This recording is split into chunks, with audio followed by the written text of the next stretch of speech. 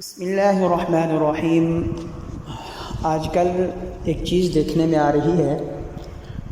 کہ جب کوئی شخص فوت ہو جاتا ہے اسے قبر میں دفن کر دیا جاتا ہے تو اس کے بعد اس کے ورثاء کی طرف سے اس قبر کے اوپر چراغاں کیا جاتا ہے،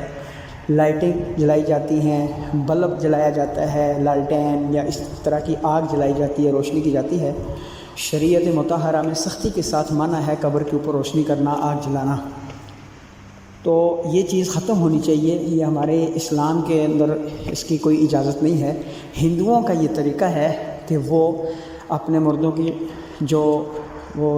جہاں پر جلاتے ہیں تو وہاں پر وہ کچھ دن آگ جلاتے ہیں، جہاں پر ان کی آرتی کی جاتی ہے وہاں پر وہ کچھ دن،